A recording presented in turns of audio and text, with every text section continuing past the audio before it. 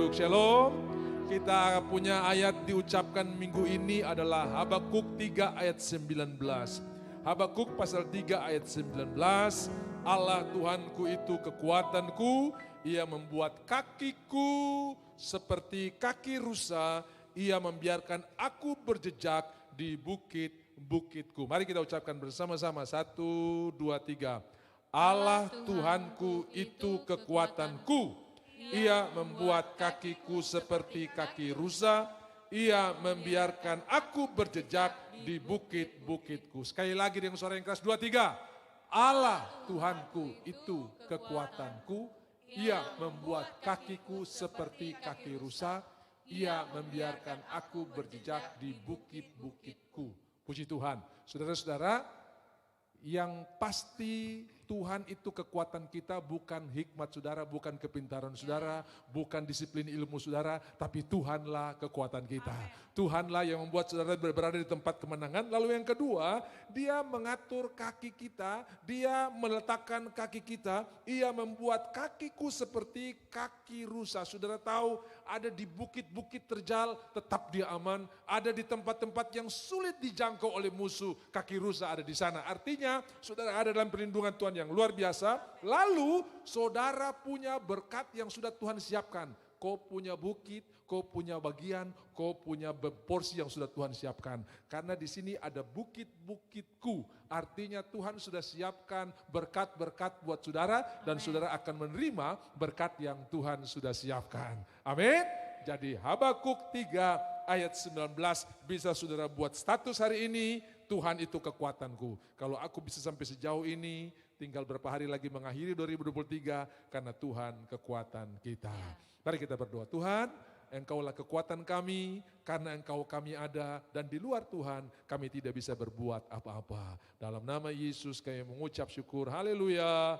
Amin. Terima kasih, Tuhan memberkati. Shalom. Saudara-saudara, jangan lupa nanti sore kita ada ibadah perayaan Natal, lalu besok kita ibadah 1 dan ibadah 2. Dan hari ini saya umumkan sebelum saya lupa, besok sesudah ibadah kita diundang oleh satu keluarga, semua jemaat diundang bersama-sama untuk mengucap syukur buat rumah dinas yang mereka baru tempati setelah 7 tahun tidak ditempati, yaitu rumah dinas dari Kanwil Pertanahan. Jadi semua saudara diundang, habis itu baru saudara jalani undangan-undangan yang lain sampai malam saudara ya. Jadi besok itu ibadah cuman pagi saja dan saya sudah di WA, tolong dikasih tahu jemaat semua diundang.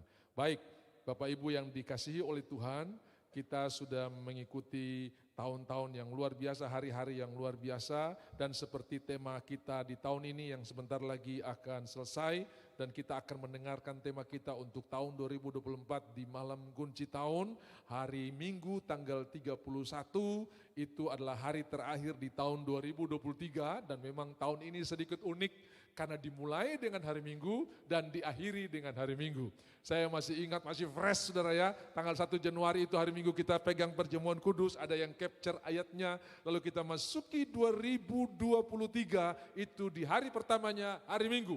Lalu kita akan mengakhiri tahun 2023 juga hari terakhir 31 Desember itu di hari Minggu. Makanya saudara-saudara, kita bisa flashback sejenak bagaimana Tuhan memberkati, Tuhan meluputkan. Kenapa? Karena tema Natal tahun 2023 ini tema nasionalnya diambil dari nyanyian malaikat dalam Lukas pasalnya yang kedua ayat 14. Kemuliaan bagi Allah di tempat yang maha tinggi, ya, tapi tema itu cuma ditulis kemuliaan bagi Allah, damai sejahtera di bumi. Kalau bunyi ayat lengkap itu kemuliaan bagi Allah di tempat yang maha tinggi dan damai sejahtera di bumi di antara manusia yang berkenan kepadanya.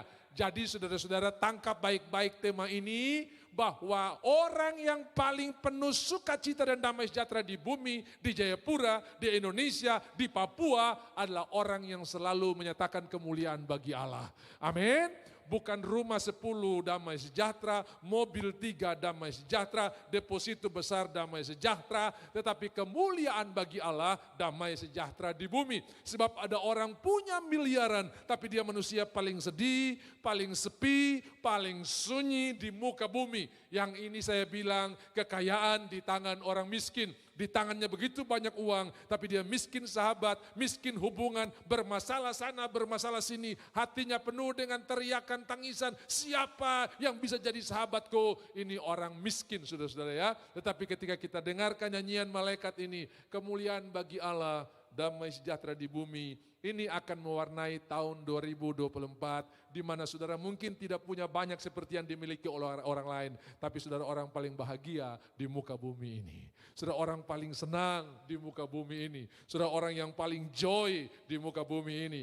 Itu sebabnya nyanyian malaikat ini menjadi tema bagi kita, dan saudara-saudara sekumpulan besar malaikat mereka menyanyikan kabar baik ini. Begitu malaikat-malaikat bertemu dengan gembala-gembala, aku memberitahukan kepadamu kabar baik bagi segala bangsa. Berarti kita termasuknya, bukan bagi Israel, tapi bagi segala bangsa. Hari ini telah lahir bagimu juru selamat, bukan hakim, bukan diktator, ya, tetapi juru selamat. Juru parkir itu yang ngatur-ngatur parkir biar rapi, juru mudi yang setir-setir kendaraan, pesawat, mobil, tapi juru selamat cuma satu, karena yang bisa bawa kita ke sorga cuma Tuhan Yesus, saudara ya. Akulah jalan, dan itu kabar baik, kebenaran dan hidup bagi segala bangsa, di mana telah lahir bagimu juru selamat. Yang punya perusahaan hancur, Tuhan sanggup selamatkan. Yang punya karir rusak, Tuhan sanggup angkat. Yang punya hubungan kacau, Tuhan sanggup pulihkan. Saya mendengar beberapa orang sebelum tahun ini berakhir, mereka mengalami pemulihan yang luar biasa. Ada anak dan orang tua yang tidak berbicara 6 tahun, Tuhan pulihkan. Kenapa? Ada ipar-ipar dan saudara-saudara yang kasih kabar busuk buat orang tua. Ya, ini karena menyangkut warisan, saudara ya. Jadi dia itu gila, jadi akhirnya mereka tidak berbicara. Tapi saudara-saudara, di saat-saat terakhir sebelum tahun berakhir, mereka mengalami pemulihan yang luar biasa. Ya, akhirnya kebenaran muncul dan pemulihan terjadi. Saudara-saudara, saya percaya hal-hal yang sama juga akan terjadi dalam hidup saudara. Tuhan akan buat pemulihan-pemulihan yang luar biasa. Hubungan yang tadinya rusak dan hancur, sepanjang kita memberikan Tuhan tempat tertinggi kemuliaan bagi Allah, maka hubungan-hubungan itu akan mengalami pemulihan yang luar biasa. Yang percaya katakan amin. Itu sebabnya bersiaplah, saudara akan mengalami hal-hal yang tidak pernah dilihat mata, tidak pernah didengar telinga, tidak pernah timbul dalam hati. Tuhan siapkan bagi kita semua. Injil Lukas dan Injil Matius menulis tentang kelahiran Tuhan Yesus. Markus dan Yohanes tidak menulisnya, dan Lukas menulis detailnya dengan jelas. Mulai dari persiapan kedatangan Tuhan, Tuhan pilih sebuah keluarga yang takut akan Tuhan untuk prepare atau persiapan kedatangan Tuhan, namanya keluarga Sakaria. Lalu Yohanes membaptis itu forerunner, ya, persiapkanlah jalan, bedanya cuma 6 bulan. Detailnya ada mulai dari keluarga Sakaria, pemberitahuan tentang kelahiran Yohanes membaptis. Lalu saudara lihat ada gembala-gembala. Umur 8 hari Tuhan dibawa ke Yerusalem dari Bethlehem. Jadi Tuhan tidak selama-lamanya tinggal di kandang. Jadi ada orang yang bikin drama Natal, gembala-gembala sama orang Majus datang sama-sama, timingnya beda, saudara ya. Gembala-gembala itu datang pada waktu Tuhan di kandang. Orang Majus datang pada waktu Tuhan atau Tuhan Yesus sudah di rumah. Lihat bintang itu mendahului mereka di rumah di mana Tuhan tinggal. Jadi bedanya cukup jauh. Karena orang Majus datang itu Yesus sudah hampir berumur 2 tahun. Sebab Herodes menghitung waktunya, lalu semua anak-anak di bawah 2 tahun dibasmi atau dimusnahkan. Nah saudara-saudara, jadi timingnya beda. Ya, jadi kalau saudara berikan satu waktu jadi sutradara atau jadi arranger untuk bikin drama Natal, nanti saya yang jadi kondak, saya yang jadi saudara. Saudara harus ingat baik-baik bahwa gembala-gembala itu sama orang Majus timingnya beda. Ya, jangan ditampilkan sama-sama. Lalu Tuhan itu umur 8 hari sudah tinggalkan, sudah pergi ke Yerusalem. Sesuai dengan adat orang Yahudi, 8 hari diserahkan. Jadi dia pernah masuk Yerusalem tanpa heboh. Karena waktu orang Majus datang itu yang heboh. Karena dong tanya di manakah dia raja orang Yahudi yang baru lahir, itu yang heboh. Tapi sebelum itu dia sudah pergi ke Yerusalem, dia sudah pergi ke sana, balik lagi saudara-saudara, sampai orang Majus datang. Jadi saudara bisa lihat timingnya beda, gembala-gembala ini datang waktu Tuhan baru lahir, orang Majus datang, Tuhan hampir berumur 2 tahun. Lalu di dalam Injil Lukas ini diceritakan seorang pemimpin atau seorang raja yang namanya Herodes. Lalu di dalam kitab Matius lebih jelas deskripsi tentang Herodes itu ditampilkan, siapa Herodes itu yang sebenarnya. Kalau di dalam ayatnya yang kelima dari Injil Lukas pasal pertama itu pada zaman Herodes, Raja Yudea. Saya cerita sedikit, Herodes ini raja yang diangkat oleh Roma atas penghargaan buat ayahnya Antipater yang sangat membantu Romawi. Jadi saudara-saudara, Antipater ini seorang Idumea atau Edom. Mereka dari Transjordan ya, dulu namanya sekarang Jordania. Jordania itu di paling utara namanya Amon, Bani Amon, makanya ibu kota Yordania itu di utara Aman dan Amon sama. Lalu di tengah itu ada Moab, ada puncak Pisga di mana Musa melihat Kanaan terakhir kali karena tidak diizinkan Tuhan masuk itu di daerah Moab. Lalu yang paling selatan itu Edom. Edom ini saudara kembar daripada Yakub.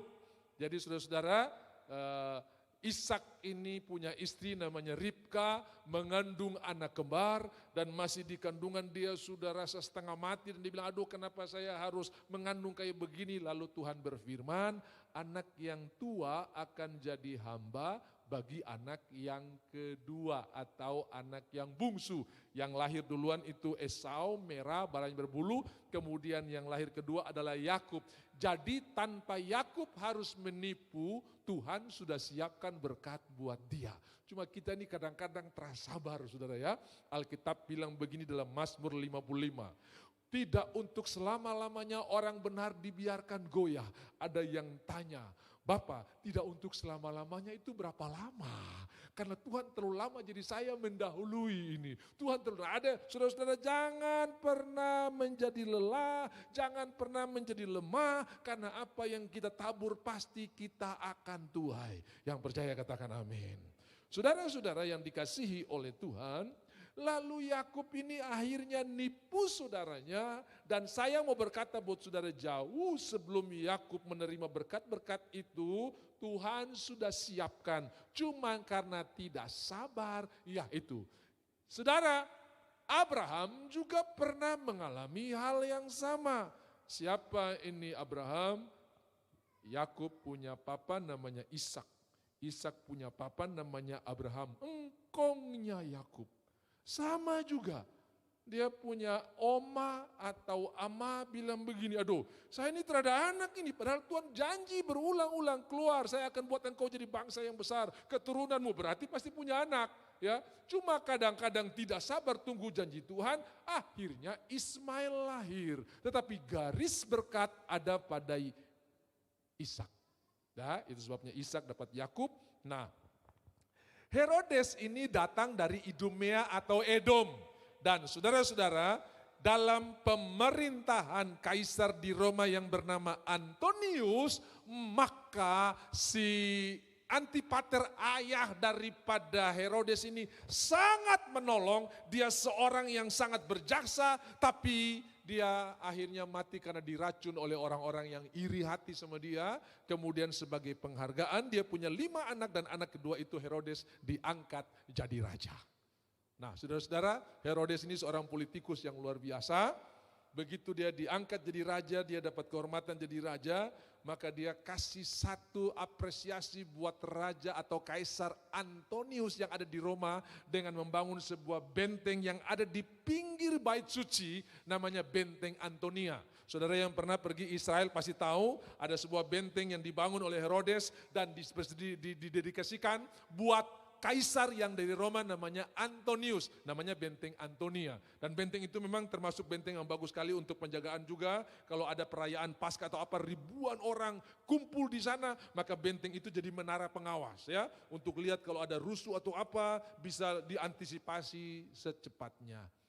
Saudara, sementara Antonius ini memerintah terjadi pergolakan, perebutan kekuasaan dan saudara-saudara kekasihnya yang dari Mesir namanya Kleopatra pun ikut diminta bantuan dari Mesir tapi akhirnya Antonius kalah dan Kaisar Agustus yang suruh sensus itu menang dalam pertempuran itu.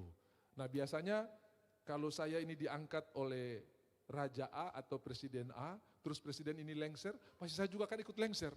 Presidennya pasti angka yang baru pasti akan angkat orang-orang yang sesuai dengan hatinya. Tapi saudara, Herodes ini seorang politikus yang luar biasa. Begitu Kaisar Agustus ini memerintah, dia cepat-cepat pergi ke Roma, dia sembah kepada Kaisar ini dan dia buat satu komitmen, saya akan mendukung Bapak sebagai Kaisar dengan segenap hati, dengan segenap jiwa dan dengan segenap kekuatan. Akhirnya dia tidak jadi diganti, tetap dia menjadi raja dan itulah sensus pertama yang dilakukan dalam zaman Kaisar Agustus. Nah, sebagai tanda penghormatan, dia bangun sebuah kota di pinggir laut dan kota itu diberi nama Caesarea, Kaisar ya, karena penghargaan kepada raja ini atau kaisar. Nah, dalam Alkitab itu disebut Kaisarea. Itu dari asal kata Caesar atau kaisar. Jadi Caesarea atau Kaisarea itu adalah kota yang didedikasikan oleh Herodes kepada kaisar yang baru mengalahkan kaisar yang lama Antonius, itu di pinggir laut. Makanya disebut Caesarea Maritima. Ya, ada Kaisarea, ada juga yang dipersembahkan kepada Kaisar Filipus, saudara-saudara ya. Itu ada di bawah kaki Gunung Hermon, namanya Kaisarea Filipi. Nah, karena Filipus itu ya, makanya saudara lihat Danau Galilea, karena di daerah Galilea, zaman itu ada seorang kaisar yang berpengaruh namanya Tiberius, dikasih nama juga danau itu Tiberias. Lalu karena bentuk danau itu seperti harpa, juga diberi nama Danau Genesaret atau Kineret. Satu danau dengan 3 nama ya, kita sudah dengar khotbah itu. Nah ini sedikit sejarah. Lalu saudara-saudara, di zaman itu sensus diadakan, Yusuf harus pulang pergi ke kampung halamannya bersama dengan Maria yang sudah hamil 9 bulan, saudara-saudara ya. Jadi saya cerita sedikit, waktu malaikat datang kepada Maria itu di daerah Nazaret.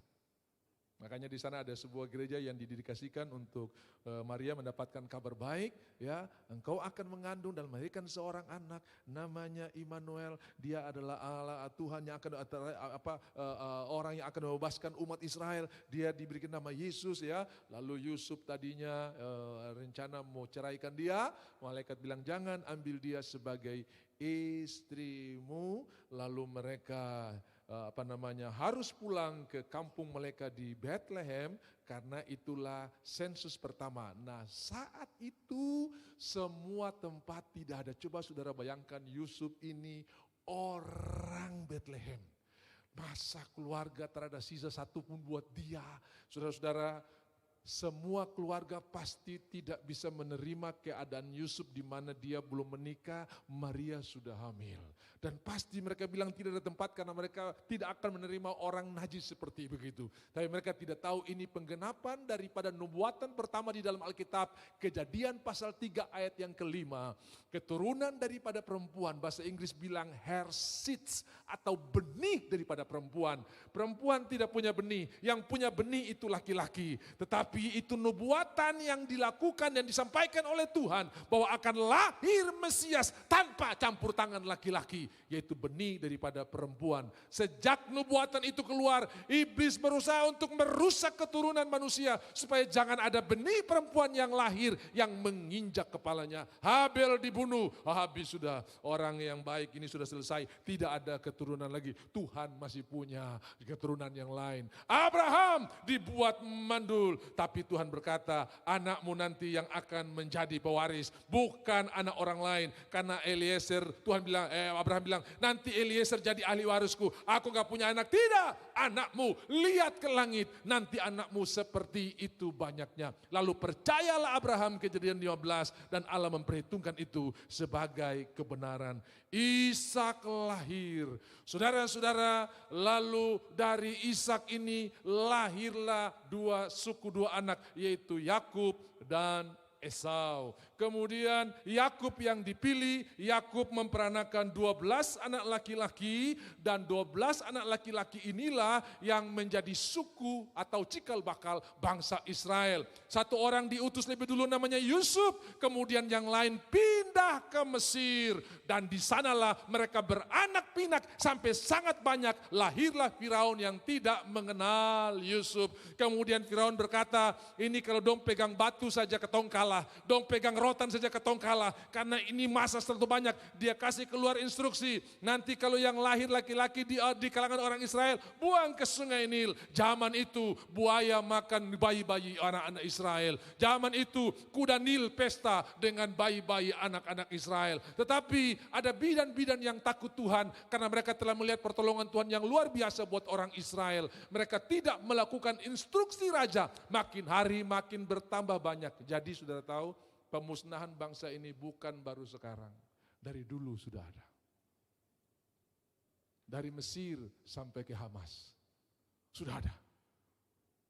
Jadi saudara bisa lihat, kalau saudara dibenci, kalau saudara tidak dihargai, bersyukurlah, karena engkau ada dalam rencana Tuhan yang luar biasa. Bukan berarti kalau semuanya mulus Tuhan tidak ada saudara ya. Tapi saudara-saudara, kalau engkau dalam persoalan, kenapa ya orang tersuka saya, kenapa ini? Mulailah bersyukur, jangan tanya kenapa, terima kasih Tuhan, karena roh kemuliaan ada pada saya. Ya, itu tanda bahwa saudara ada di dalam berkat Tuhan yang luar biasa. Yang percaya katakan amin. Coba tepuk tangan dulu saudara-saudara ya. Puji Tuhan. Ya. Jangan dulu pikir nanti sore saya mau pakai baju apakah ini, semua orang sudah tahu saya baju yang ini. Jangan dulu pikir itu, nanti sebentar habis ibadah baru kau mau atur di barang itu. Ya, saudara-saudara dikasih oleh Tuhan. Kemudian bangsa ini menjadi sangat banyak. Lalu Musa lahir di tengah-tengah kesulitan. Waktu instruksi raja bunuh semua anak laki-laki, Musa lahir. Aduh nak, kenapa kau lahir di zaman sekarang ya? Aduh nak, kenapa? Tidak ada yang salah dengan kelahiran anak-anak kita. Saudara tidak bisa memilih di mana saudara lahir, karena Tuhan sudah mengaturnya. Saudara tidak bisa memilih siapa orang tua saudara, karena Tuhan sudah menyiapkannya. Saudara nggak bisa pilih, saudara ya, Tuhan sudah menyiapkannya. Jadi saudara-saudara yang dikasih oleh Tuhan, Musa lahir dan orang tuanya beriman. Ibrani 11, karena iman maka mereka menyembunyikan Musa selama 3 bulan. Saudara, masa bayi 3 bulan punya suara tidak terdengar? Saya percaya Tuhan bisa buat telinga-telinga tentara Mesir tidak mendengarnya. Buktinya apa? Waktu Yesus lari ke Mesir, Yohanes Pembaptis tidak lari. Kenapa? Dong dua cuma beda 6 bulan. Dan waktu Herodes kasih keluar perintah untuk bunuh anak, Yohanes juga terancam. Tapi ada yang pergi, ada yang tidak, sama-sama diberkati oleh Tuhan. Bukan berarti yang pergi Tuhan lindungi, yang tinggal, tidak. Sama dulu saudara, waktu Ambon rusuh, ada yang lari keluar Ambon, ada yang tinggal di Ambon. Yang keluar juga diberkati, yang tinggal juga diberkati. Di Ternate ada yang lari, malah yang lari mati karena kapal mereka tenggelam saudara. Yang tinggal masih aman-aman sampai sekarang. Jadi saudara, mau kemana saja Tuhan ada bersama-sama dengan kita. Mau di mana saja Tuhan ada bersama-sama dengan kita. Bahkan di lembah bayang maut sekalipun Tuhan ada bersama-sama dengan kita. Betapa dia setia dengan janjinya. Saudara, lalu kita lihat Musa lahir, dia besar, kemudian dia dibuang di sungai Nil. Makanya Musa itu artinya diangkat dari air. Saya mau berkata buat saudara, Tuhan bisa atur detik-detik dalam perjalanan hidup kita. Makanya nanti saudara dengar di tanggal 31 nama tahun kita, itu ada hubungan dengan khotbah ini juga. Waktu Miriam atau Maryam taruh itu perahu Musa yang dibuat dari keranjang itu saudara. Zaman itu sungai Nil bukan kayak sekarang. Sungai Nil zaman itu tuh masih deras arusnya. Sekarang ini sudah ada bendungan Asahan. Jadi bendungan itu yang sudah tahan sehingga tidak ada buaya Nil yang muncul. Jadi saudara pergi ke Kairo terus sungai Nil sana paling aman. Orang bisa berenang-berenang di sana saudara ya. Dan arusnya tidak seperti dulu. Zaman itu belum ada bendungan yang jadi pembangkit listrik utama di negara Mesir ini saudara-saudara ya. Yang membuat debit air ke sungai Mesir juga bisa teratur dengan baik. Zaman itu saya berdiri di sebuah tempat saudara ya. Namanya sinagoga. Lalu mereka tunjuk, Pak, ini bekas-bekas sungai Nil zaman dulu. Jadi dulu sungai Nil, saya bayangkan, yang ada saya sekarang ini sudah berkilo-kilo, apalagi yang ini, waduh. Tapi saudara lihat Tuhan bisa atur. Begitu keranjang itu taruh di atas sungai. Pas yang sama itu putri Firaun pergi mandi. Coba kalau putri Firaun lupa dompet terus dia balik. Musa anyut langsung. Tuhan bisa atur langkah dari sana, yang dari sini bisa pas ketemu. Itu namanya dengan divine appointment, perjumpaan ilahi. Pas kau keluar rumah, orang mabuk terada di Skyland. Pas kau lewat, baru dia muncul di Skyland. Kau ada dalam perlindungan Tuhan yang luar biasa. Amin. Kenapa? Karena sekarang bukan orang yang jago bawa motor atau bawa mobil yang celaka. Yang bodoh-bodoh bukan, ya bukan yang goyang-goyang, bukan ini. Yang jago-jago karena apa? Bukan dia tabrak orang, orang yang tabrak dia, saudara ya. Bukan dia dia lagi jalan baik-baik, orang yang hajar, bang, saudara ya. Nah, saya mau berkata ada perlindungan Tuhan yang luar biasa buat saudara. Dimanapun saudara pergi, begitu keranjang ditaruh, dia anyut, ya mungkin Maria tidak punya perhitungan matematika. Kecepatan arus berapa? Kecepatan langkah Putri Firaun, saya mesti atur jam pas. Sebenarnya dia belum punya perhitungan matematika, tapi Tuhan bisa mengatur semuanya. Itu kapal bisa datang dekat-dekat sama tempat mandi Putri Firaun. Sebelum buaya sungai Nil tangkap, Putri Firaun sudah tangkap bayi ini. Sebelum celaka mara bahaya yang ada di sungai itu yang sangat banyak, saudara sudah ditangkap dengan berkat Tuhan yang luar biasa. Saudara sudah ditangkap dengan kemurahan Tuhan yang luar biasa, dan itu akan terjadi dalam hidup saudara. Tuhan atur pertemuan yang luar biasa. Keranjang hanyut, orang turun mandi, ketemu di tengah-tengah. Ada bayi ini. Lalu Miriam datang, maukah saya cari inang pengasuh untuk menyusui dia? Silakan. Tapi anak itu sudah dikasih label, sudah dikasih segel, ini anak Putri Firaun. Kisah Rasul pasal 7 mencatat, dia disekolahkan di sekolah internasional. Dia disekolahkan di sekolah top, dia dididik dalam hikmat Mesir 40 tahun lamanya. Lalu satu ketika dia teringat akan saudara-saudaranya. Bapak Ibu, setinggi apapun posisi saudara, Tuhan panggil kita bukan untuk diri kita, tapi untuk kemuliaan Tuhan. Amin. Jangan bilang ini karena saya pekerja keras, saya belajar, saya sekolah, saya ini. Kalau bukan Tuhan menyertai saudara, saudara nggak punya apa-apa.